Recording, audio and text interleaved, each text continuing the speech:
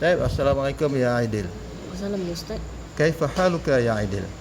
الحمد لله أنا بخير. أنت بخير الحمد لله. طيب هل ممكن أن تعرف عن نفسك؟ ممكن؟ نعم. طيب ممكن. تفضل عرف نفسك يا عادل. اسمي محمد أيدي فتحي بن أمي هزواني. اسم أبي أمي هزواني بن ما يوسف. اسم أمي نزلت عين بنتي مرغني. طيب أبوك ما اسمه؟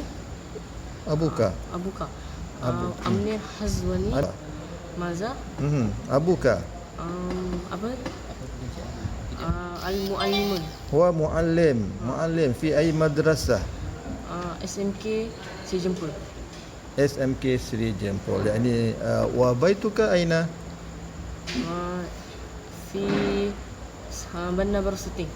Bandar Baru Suting. هل Bandar Baru Suting و SMK سري جمبول قريب أم بعيد؟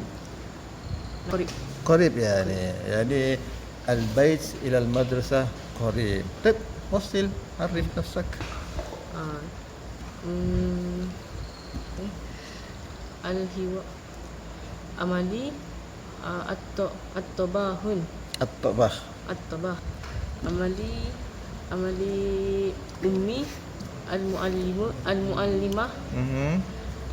أمالي أبي المعلم.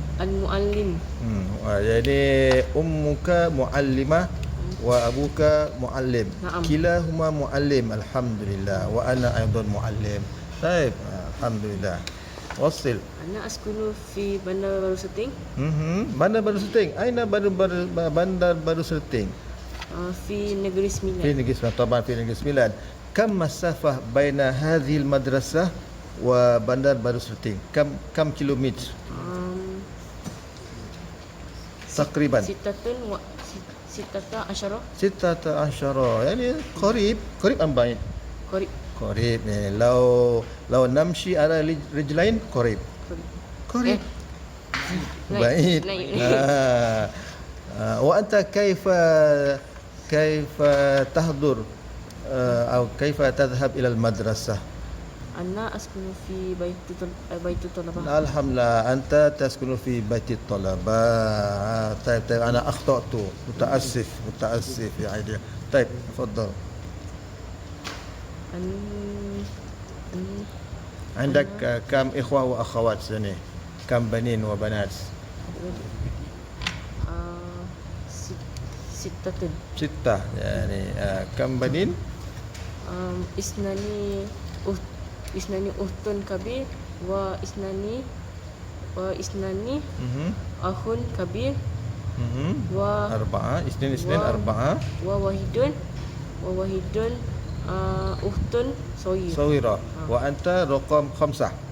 طيب ما هو الخامس من 6؟ أحسنت. طيب خلاص الحمد لله. طيب شكرا يا عادل قد عرفت نفسك.